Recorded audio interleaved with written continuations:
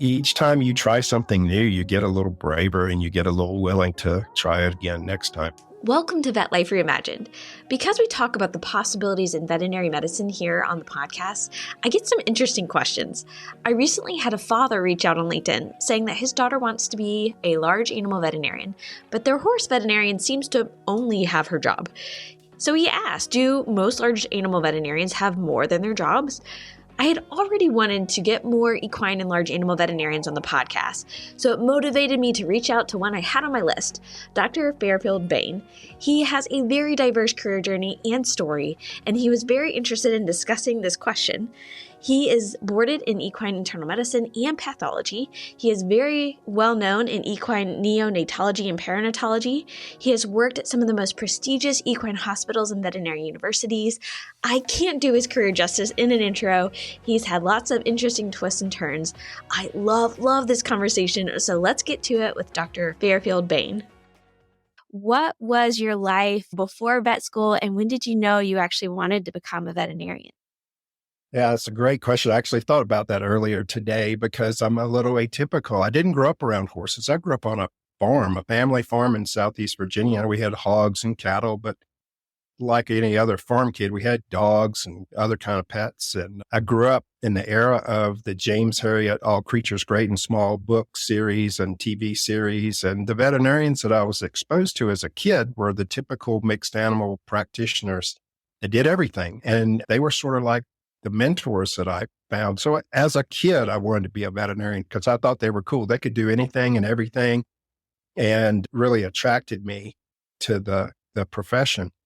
So that's kind of my start. And so, having spent 40 plus years in the equine world, I just would encourage people that don't grow up around horses, don't think you can't do it. I just fell in love with the horse when I was in school.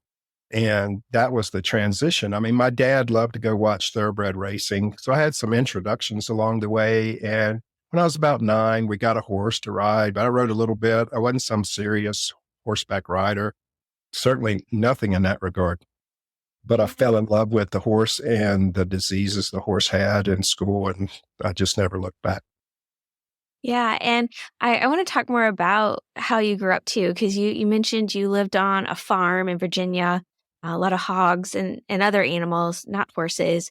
But your parents, I think, sound also that they had some influence on you as well, because I think you said you ended up being the first in your family to finish college. And of course, you went on to do much more than that. But do you mind sharing a little bit about your parents and your family and how that kind of influenced you as well? I was really blessed to have a couple of great parents. My dad, his family had owned that farm for generations. And that was, our family place and sort of the soul of our family. And he was not only a farmer, but a business-minded individual and always, trying to get us to excel as kids. I had 2 brothers. So there's 3 boys on a farm. And they raised us, we were all engaged in farm activities. It was just part of our life. The people that worked on the farm and my brothers, my mom, even she had been an obstetrical nurse. She grew up in northeastern North Carolina, not far away from the farm, but had gone into nursing, obstetrical nursing, which has a twisted way of how I followed my own path. But she went and did her obstetrical training in New Jersey, in New York, and the 1940s and 50s.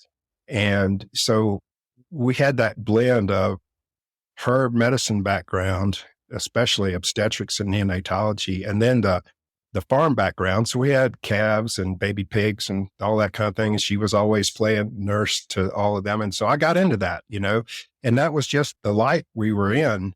And yeah, it was kind of like a lot of long hours, but that was just our family lifestyle. It was a rural agricultural environment. And now I think back and how America has transformed since that time, where we're more of a urban, suburban society than rural agricultural. Now that life still exists. It's just, there's a big gap. I think a lot of times we'll probably get to talk about that a little more, but a lot of society doesn't get to live that life. And I was really blessed to see a lot of that. So a lot of the lessons that I got along the way, all the mistakes that got made on the farm, especially with livestock, difficult deliveries and different things like that, came back years later once I went through vet school. Yeah, I think there's a huge disconnect. My husband actually grew up working a dairy farm. And so he's probably one of the few of his generation that probably still appreciates that, unless you really were born and, raised on a farm your whole life. But he has moments where he really misses it too. I think there's just something really special about really understanding the land and the animals. And there's just a special connection. I could create something that changed society. It would be find a way for young people that are in those urban, suburban environments to go experience life on a farm. And what a transformation, what a blending of society it would be, because people don't know where their food comes from. I mean, there's lots of aspects to it, but it was such a great lifestyle. I would love for more people to see it up close and personal. I very much agree. Now, for your journey, you said you knew from a young age that these veterinarians, they were kind of superheroes. They could do about anything. And so you went to get your bachelor's degree in science at North Carolina State. And I guess also thinking would be headed to vet school as well. And I think you mentioned that actually horses may have come a little bit later. So when you were getting ready for vet school, how did you choose and find your vet school? And what was that like going through vet school and finding what you really wanted to continue to do?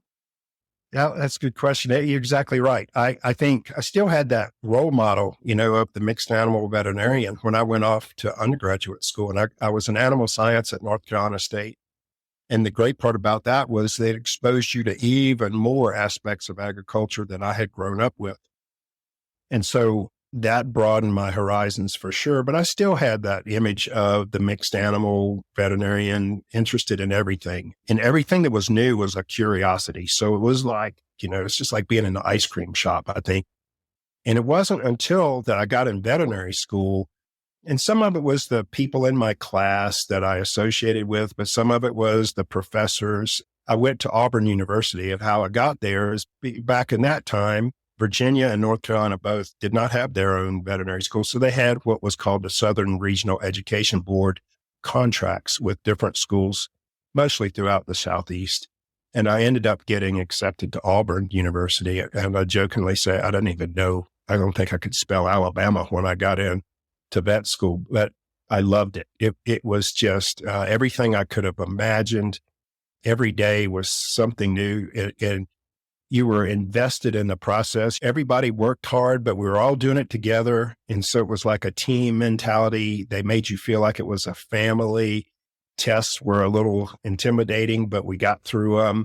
Each layer got added on to, and we had a lot of freedoms to go see things in the hospitals. And that just fired you up more. And so as I kept going, I gravitated to the people working on horses. And the more I was around them, and I loved it, and I was fortunate to meet some of the icons in veterinary medicine and equine medicine at the time. And they took me under their wing, and that just kind of helped grow. The mentor effect, I think, was the way it worked. Yeah. I think mentors influence us so much. So yes, absolutely. And I went to Auburn too, War Eagle. And I was very lucky too. Not only were the teachers fantastic, I had a great class as well. So among us, we really did kind of lean into that mentality of we're here together. And it made the experience a lot more fun. And even though I did this to myself, kind of stressed myself out about over tests and things like that, the people around you, it was really wonderful. So I really appreciated that mentality as well. And Yeah, one more thing. I'm sorry about the people around you. We'll come back to that, I bet. But the class. All right. So I'm going to tell how old I am. I was the class of 1983. And if any of my classmates are listening to this, thank you all, because you mentioned a point. The people that are around you can influence your enthusiasm and your performance. And that was it. I give a lot of credit to my classmates because we all pulled each other up. Yeah. And for those who maybe are going through it right now, take the lead on that. I think it starts with each one of us. We can contribute to that culture because I've seen where classes aren't like that. And I can only imagine this is a really stressful 4 years. It can be. And so if you aren't leaning in and helping and encouraging each other, it can make that really, really miserable. Yeah, So, they're lifelong friends. We went right. through a bonding together, so it was been a good thing. Yes, you want to maintain these good relationships because you never know where you know Right. that can come around again. Yep, absolutely. Now, I know your career has lots of twists and turns, and I think I would just be remiss trying to ask you all of the little questions. So, what was your journey from vet school and kind of all these different experiences that you had? Yeah, and it goes back, I think, to role models, people that you see doing things that intrigue you and you like. And so, while I was in school, not only to immerse myself in pretty much everything, I loved just about everything in vet school, but I took the opportunity to do some extra externships while I was in school. I did an externship at the University of Pennsylvania. Some of the faculty members there became role models. I'll name one, Dr. Tom Divers, that was at Cornell for a long time, just recently retired. He was transformative and he was an internal medicine specialist that I loved the way he thought. I loved the way he approached problems and worked through puzzles. And so that became really a model for me. That's kind of turned me into, I want to be an internal medicine specialist. And then another summer, I got to work in England for a practice, Rossdale Equine Hospital. And the two individuals there, Peter Rossdale and Sidney Ricketts, were leaders in equine reproduction and neonatology. And Sidney Ricketts, actually, he also ran the clinical laboratory as well as did the medicine and the practice, and was another key individual that watching him work, I wanted to be like that. And they were the foundations, I think. So the people that I crossed paths with doing those external rotations became some key roadmaps for me. And so after school, I did the internship in the internal medicine residency at the University of Florida, because at the time they were leaders in neonatology, still are. And that was the path that I thought, gosh, I love doing that kind of thing. So because of those role models, I started that way. And then, one role model begets another. While I was doing my residency, I met individuals that were board certified in both internal medicine and pathology. And I thought, oh, wow, they're really cool. I want to be like that. And so another layer got added. And eventually I even went off to do a residency in pathology at Kansas State University. So the role model effect, I think, was a big influence on how my path went in veterinary medicine. Yeah, and then you found something very different after, getting into the pathology side. You said you went Yeah, and worked at a human medical school at Wake Forest I and did. I did. a little bit different Kind of, animals, horses. yeah, different. So my advice to people is don't be afraid to do something different. The driving force was that I had done my residency in pathology. I spent a year back in medicine at the University of Pennsylvania, and I knew I really needed to pass my pathology boards. And I was given an opportunity to be a comparative pathology fellow at Wake Forest University Medical School. And I took that, and it ended up working on monkeys, on cynomolgus monkeys. And I worked in a bone research lab on osteoarthritis of the knee. Kind of became a curiosity because I had injured my knee in my internal medicine residency, and I understood disease of the knee and osteoarthritis up close and personal. But so working on monkeys, but pathology was pathology. And so the mechanisms, that's another thing that I kind of fell in love with over the years, is mechanisms of disease. And so really working on the monkey, even though they're a little different creature, we spent a lot of time talking about mechanisms that cross species boundaries. And it was a unique experience to be in a medical school environment, but we were clustered into a group of laboratory animal veterinarians and pathologists, and was really neat. So I did that for 3 years before I felt the craving to get back in the horse world. You did. And I think you went and started with a very prestigious equine medical institute in Lexington. And so what was your experience? Because you were there for quite a while, Yeah. Yeah. getting in there and working there. Hagyard Davidson McGee at the time I joined, and they later changed the name to Hagyard Equine Medical Institute. I considered like the peak of my career. It was a great practice, one of the largest equine practices in the world. And I was really fortunate again to be partnered with somebody who was sort of like a pioneer in internal medicine. And he had started there. Dr. Doug Byers, he had been a faculty member at the University of Georgia as an internal medicine specialist, had joined them a few years before and built a great program. And it was so active. It was really, really busy. We worked really, really hard.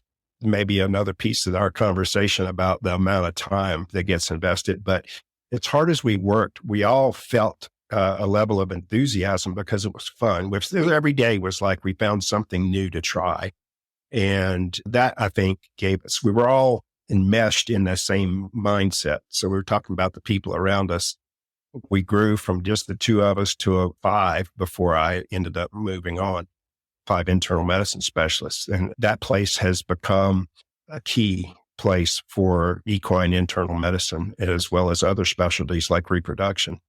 But it was just a time where we were really enthusiastic. We felt really invested, and like we had a lot of freedoms to try new things, to develop new things. And we had a really big, busy caseload to do that with. And yes, we worked really, really hard. There were some days that were really tired in the spring in the equine world, especially where you're in a lot of neonatal environment, is really busy from January to June.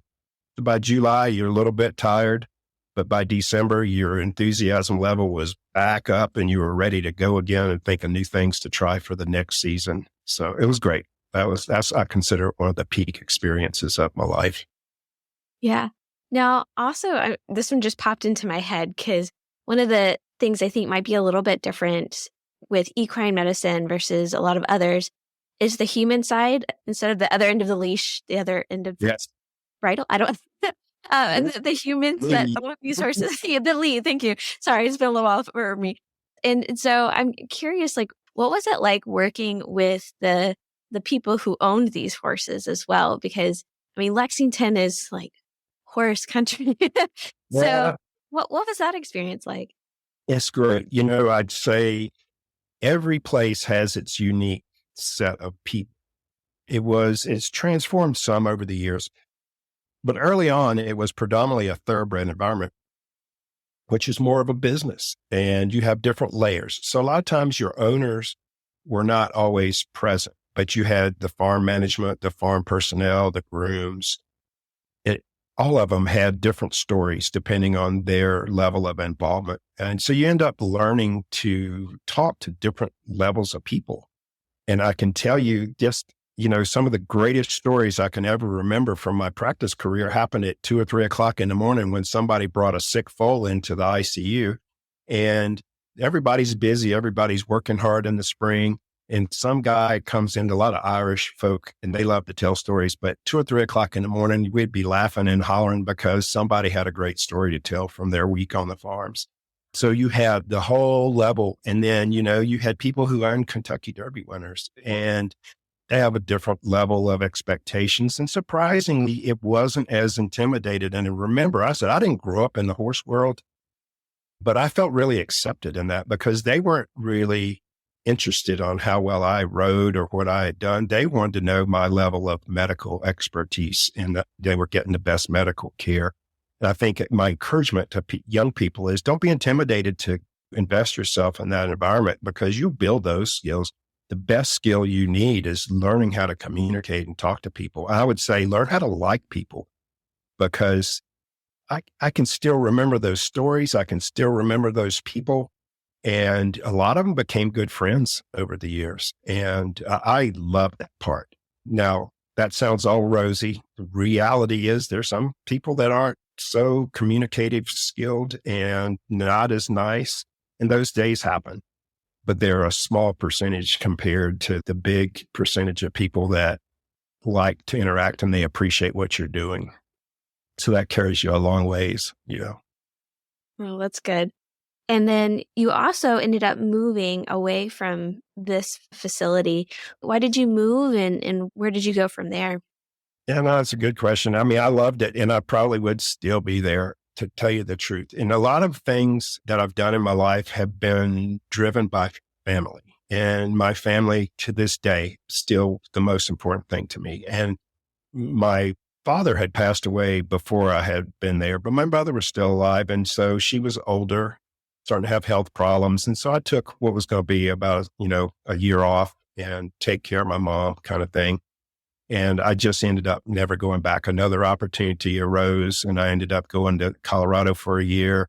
About the same time, one of my clients in Kentucky and I had gotten into a hyperbaric chamber business. And so we were installing a hyperbaric chamber at a practice in Texas. So I went to Texas for 3 years and then on and on. But family things drove a lot of those changes. And so my mom meant everything to me and I was going to go home and make sure that I had some time with her. And then life just happens, and unfolded in ways I didn't imagine.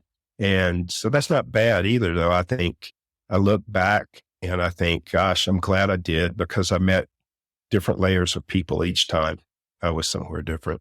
And then after Texas, I went to Australia for 3 years even. And surprisingly, fell into the Australian culture. I loved it. It struck me as American in the 1960s. The small town atmosphere I lived in was nice. And I worked at the University of Queensland. I came back to America, worked at Washington State University. And so I had each time you go someplace different, you have a new batch of people to learn, a new batch of clients to learn, a new layer of medical problems to learn. So it was a little test to the system, but I think, each time you do something different, that's my advice to young people, you get braver, And I used to tell interns and residents, make it look like you've done 1,000,000 of these and never let them see the fear in your eyes. But each time you try something new, you get a little braver and you get a little willing to try it again next time.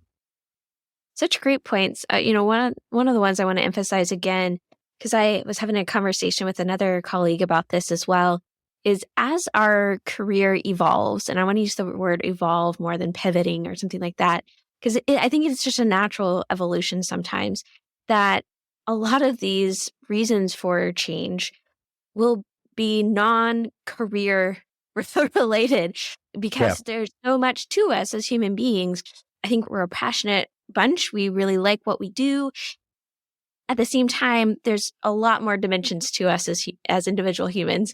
And the family, that all of those things are important. And the embracing of those values and being there for your family, it allows a really beautiful evolution for your career along with it. And embracing that and exploring it and having more of a curious mindset around it, more like, okay, this is a new adventure. I think that's so good for your mental health and, just embracing these things that, a lot of them end up being really unique opportunities where you meet new people. And I think that's what life is kind of made of. And that all kind of works in with the career just along with it. Yeah, you nailed it. And there's a lot of times there's competition between our professional life and our personal life, right? And that's a lot of things that stress people. And sometimes you don't see it until you're a little bit down the road and you go, wow, that really worked out. Because sometimes you're afraid to make that step, afraid to make that change. You're not sure financially how things are going to work out, how other things are going to work out, all the things that are involved in change. But my advice is don't be afraid, but don't be afraid to have your own priorities. You are a whole person. You said that very well, is you have other aspects to you other than the door of your professional workplace, wherever it may be. And, you are going to be a much happier person and you're going to smile more and kinder to people around you. And you'll find that life is so much better when you try to put all those pieces together and try to invest yourself in other things too. Now that's easier said than done. I can say that as the old guy, right? But I encourage people to try to be invested in other things too. Yeah. And actually that can kind of come back to, the question that I received. And it did come from a parent Yeah. who reached out, and I'm not quite sure how he found me because I'm not an equine veterinarian, but I guess maybe he heard of the podcast. I'm not sure. But he reached out and said that his daughter was really interested in equine medicine and she was working with an equine vet. And from the appearance, it seemed that this vet, all he or she did was work. And his question was, can you have a life outside of work? And I think that these are things that we're talking about, right? There was a lot of work that you did, like especially going back to the practice in Lexington. You said, it was a lot of work. We were excited though. We were working together and it was kind of seasonal, right? You knew that the first half of the year was going to be tons of work. You're still having fun, but you also knew that there was more of a rest period as well. The last part of the year was that opportunity to rest a little bit, get your enthusiasm back, and do it all over again. And I'm sure that those are times where a lot of people are trying to stay away from that term work-life balance. It really depends on the individual. It depends on your situation. When you're fresh out of vet school, and like a lot of us, we aren't married yet, we really lean into it because we're young, we're new, we've got the energy. But like that may not be your whole life. And so understanding how to incorporate all of these things, I think, is important, no matter what area of medicine you go into. Yeah, the way you framed when you showed me the question that was asked, I was like, well, there's a lot of aspects to it. Yeah, there's a lot of work and, but there's a lot of work in other things. When we were talking the other day, I mean, if you're a lawyer, when you get out of law school, you're going to bust your butt. You're going to try to build your clientele. You're going to spend a lot of hours. A businessman a person that's trying to ascend their way into the business life, an entrepreneur, they're going to put in lots and lots of hours. So that way in a lot of things. Okay. And, I go back to the urban, suburban, rural agricultural divide is we do see a lot of people that don't understand livestock and horses just, I consider them livestock as well as companion animals, but they're like other livestock. They demand a lot more. And you did say, when you're starting out, you're going to spend a lot more hours. An intern, you should expect to work a lot of hours. But the other thing about it is you should be like soaking it up because you're learning all kinds of new things. Pay attention to the people that are your mentors, and hopefully you have good ones. Admittedly, there's some people that aren't as good at teachers, but a lot of people are. And that's probably the best part of my life was teaching young people what I had experienced. And they go, oh yeah, here's that Dr. Bain telling us his old man stories again. But it's fun. I enjoy that. And if when you start out, soak all that stuff up because all those other people's experiences you can use. And it's like getting an extra level of school. And then, yes, it's going to be times where it's really hard. Even seasonally experienced practitioners spend lots and lots of hours. I would bet you that a lot of them will tell you it's the best part of their lives because they love it. If you really love it and you're in a group of people like I described, where you're all invested in it and you're feeding each other's enthusiasm, that day won't seem so bad. And the stories you'll get from it down the road are going to be so great for your life, I think. Now, the voice thing. So the dad that asked that question, that can create a stress, in your life if you've got voices that don't understand what you do.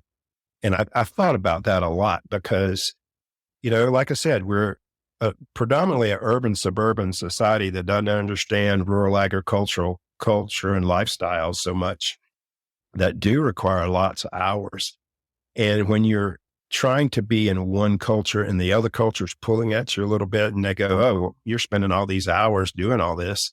But you have to be careful with all those voices because the wrong voice is going to create more stress in your life when you're trying to accomplish the mission of developing yourself.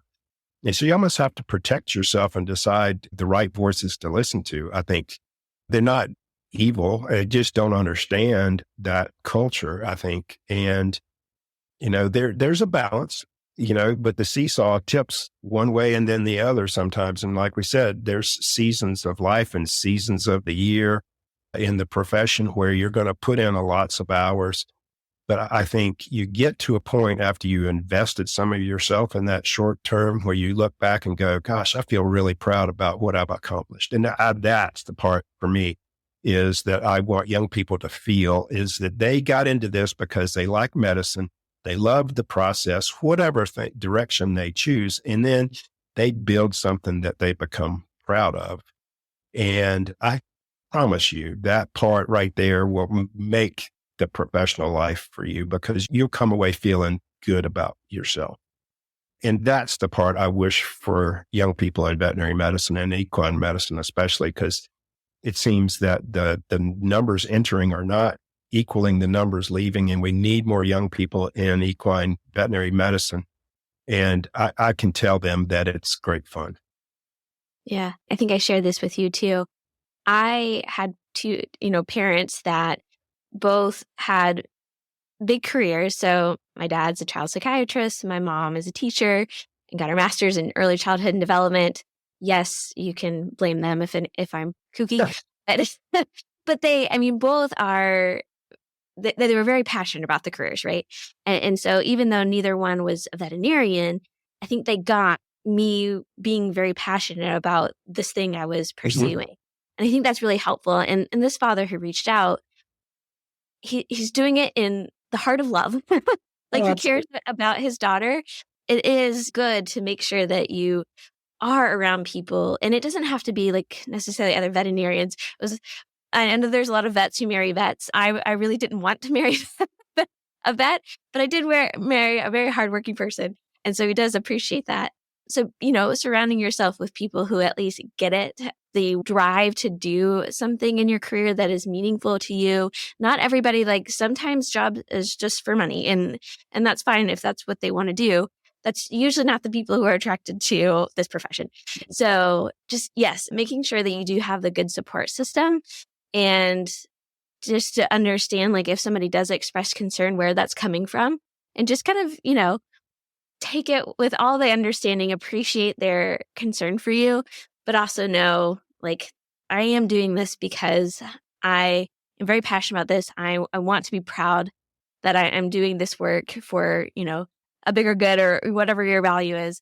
And I think that is another aspect that you just naturally find a better, again, avoiding the word balance, but I'm going to say it anyway, balance, right? You find it because it's so rewarding. I think. Yeah. I can't tell you now. I'd be lying if I didn't say there were some days where it just was a tough day. But the great majority of them, I loved going to work and doing what I got to do. And yeah, that suit that you're in, the people that have those encouraging voices, you got to kind of sometimes dig down in your own personal value system and go, this is what I'm really passionate about. I think that's what we are as veterinarians. We do all this mostly because we're passionate about taking care of animals. And it's a little bit more than just loving animals, right? But you get passionate about the medicine and you're invested in that. You're with people that encourage you. I think the hope is that the people that are around you that aren't in your professional life see that passion and see you building something. And you may have to explain that sometimes, but let them see that. And I think they will be, gosh, you'd have to think a father who sees his daughter go build something like that has to have some pride and go, gosh, my daughter did that. That's what you want for, our family connections, encouraging and supportive and watch you grow. Yeah, they may have to be there when you have a tough day too. That's okay. But back to the dad's question is, yeah, you can have a life, but sometimes there are going to be seasons that are going to be tough, and support your daughter while she's battling through it. Exactly. And some other questions that I often get, probably the nature of the podcast, is how do you know what to do when you're ready for a change? So this is probably coming from somebody who is they have an inner stirring, right? It's I am ready for something different. I just don't know where to start. And a lot of times it's just life kind of presents itself, because I know back to your journey, I think we left you at the University of Washington, and you're really enjoying that. You were loving the mentoring interns and residents and students. and you had to leave, and that was for another family issue. So do you mind sharing that, and then how you, again, Yeah. started to get into a different aspect of career? Yeah, no, I did. Washington State University is a great place, and I love the people there still. I scroll back one step before that is, the reason I went to Australia, my mom had passed away and I felt like a little more freedom. And so Australia is a whole nother country, a different way, a long ways away. So I had that freedom to go do that. And at that time, then it was just my one brother and I were the last family members taking care of the farm in Virginia. And my brother had developed cancer, and they had given him a very short lifespan. So Washington State was really kind to give me a leave of absence. My brother outlived my leave of absence, though. I was glad I did. I went home and just helped with the management of the farm. And I was trying to figure out, well, what am I going to do with myself professionally? And a friend of mine that I had worked with before, a surgeon, introduced me to Merck Animal Health. And so I ended up joining Merck Animal Health as a technical services veterinarian. But it was great because I got to walk in the door of lots and lots of practices of people, a lot of the people I had met before in my professional career, but I could walk in giving advice for the company as well as internal medicine advice or pathology advice. And so I was able to use my background and skills in a whole different world with, I wasn't the primary patient care person, but I was either in somebody's practice or on the phone almost every day talking about issues and different practices all over the country. So I enjoyed that. Talk about a different path, and it was an unexpected path, but it was another one that built lots and lots of layers of relationships all over the place. So again, it was kind of an unexpected thing, and it was a family issue that made me start looking at, well, what are my options to do? Because I knew the right thing to do was to go home. And even though I really love my job, my priority has always, like I said, been my family. And so I went home for family reasons, but I found a whole new pathway, not something that I had planned. And I did that for 7 years, actually. I really enjoyed it, and I'm grateful to Merck for the opportunities they gave me. I don't know exactly where the MBA fits in, but I think, you had an MBA and you were leveraging the business side of your interest and skill set as well. And you were really starting to bring a lot of the different skills and interests that you had. I think it sounds like in this environment as well. So did you want to share anything about, Oh, yeah. bringing in an MBA and, and all of that too? I blame my mom. I love my mom. She's my greatest hero in life. Like I said, she was an obstetrical nurse and involved in the beginnings of human neonatology. So she role model for sure, but she was a lifelong learner. So was my dad, really. He had an incredible library. Both of them taught us to be continual learners, but my mom especially. And so she just imprinted on me reading and learning. And so scroll back into the years when I was in Kentucky at Hagyard's, I had gotten involved in a company that made hyperbaric chambers for animals. And part of my role was educating veterinarians in the physiology of hyperbaric medicine and that kind of thing. And I thought, well, maybe I should learn some business. And I probably could have just taken a business course or two, but then instead I enrolled in an online MBA program.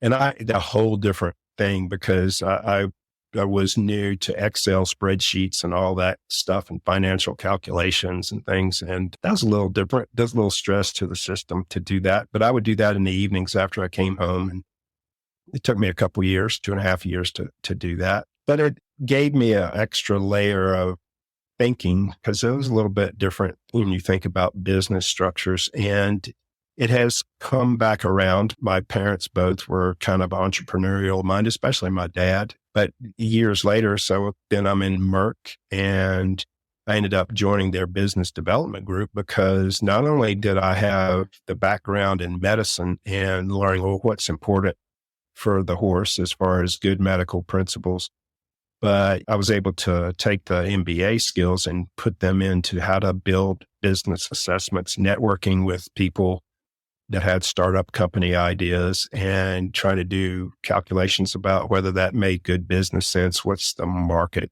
size for that potential product idea and those kind of things. And so I've used it many times in many ways, and I still do. So it was a useful thing. Do I tell everybody you need to go to business school? No, you don't need to. Matter of fact, my wife is an entrepreneur. She didn't go to business school. She's quite successful. So you don't need an MBA. But again, I was around a few people at the time. The CEO of Hagyard's at the time was a guy named Dr. Ed Block, who was a veterinarian with a master's in reproduction, but he got an MBA and was a business consultant and advisor. And he was a great role model. And it was one of the reasons I started down the MBA path too.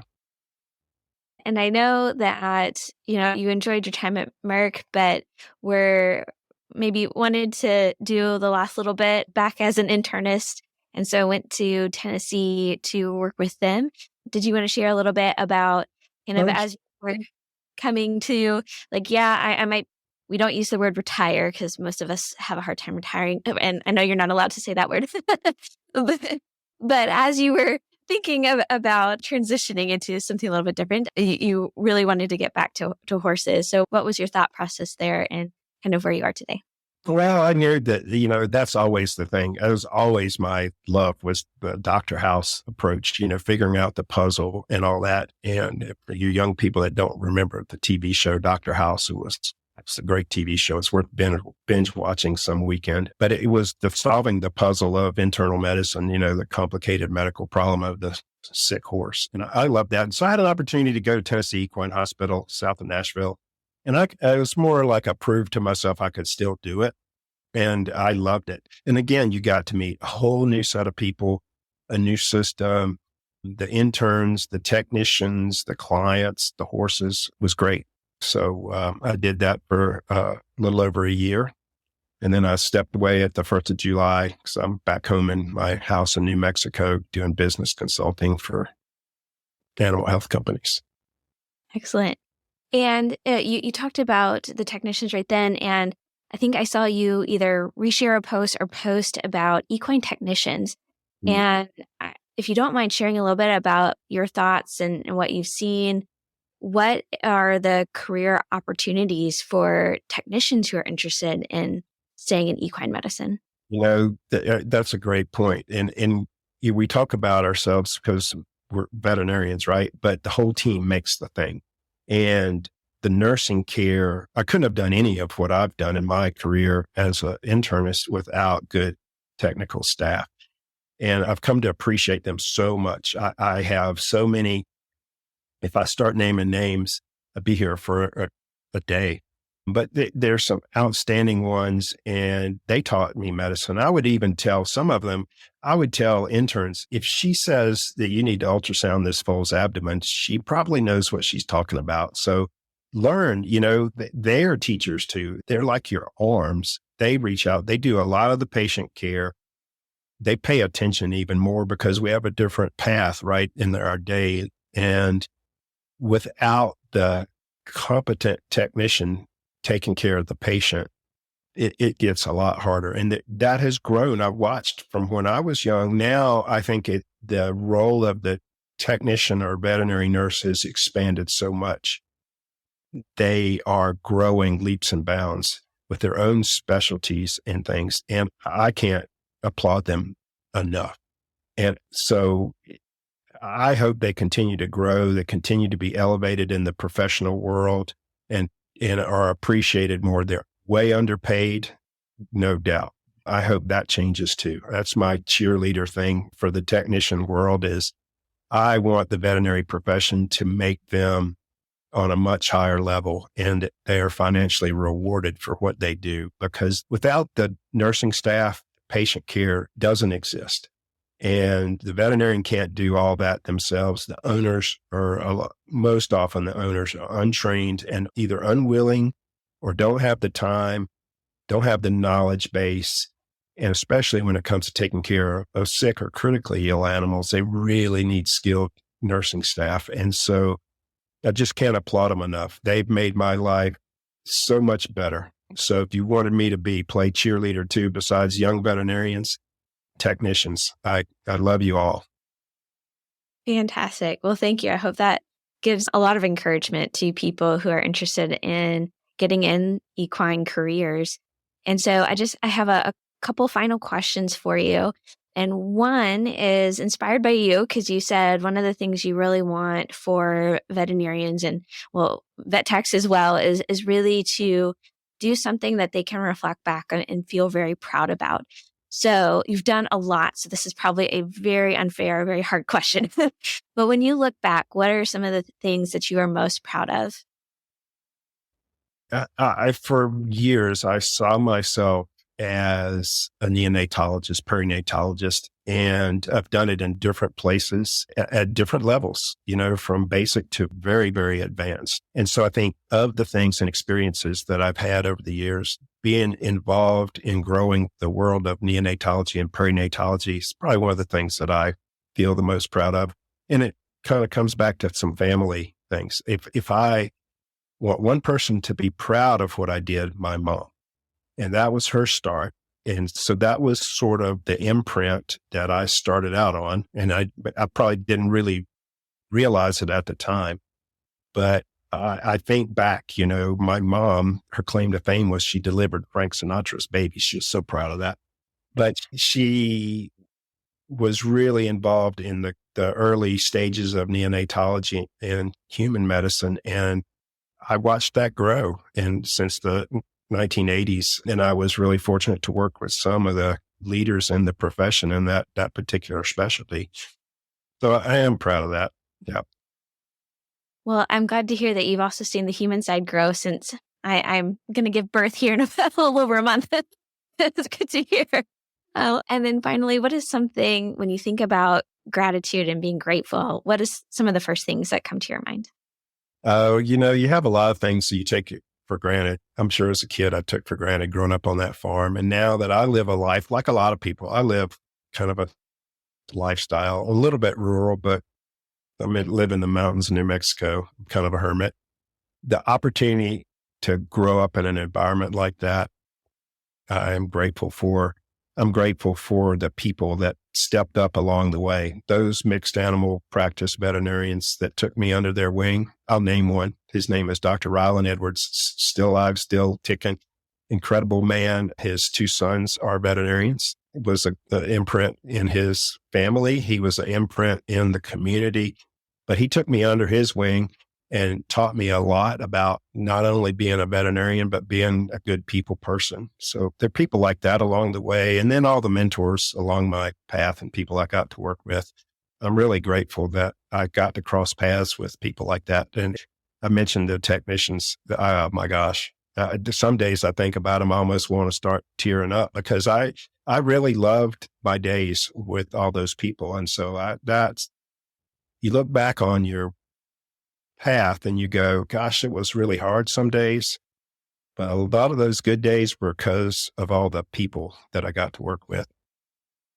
I hope you enjoyed this fascinating veterinary story. We can make an impact in so many places. Check out the show notes for lots of resources. Please make sure you are subscribed on your podcast app, subscribe on the YouTube channel, and follow me on LinkedIn where I hang out the most.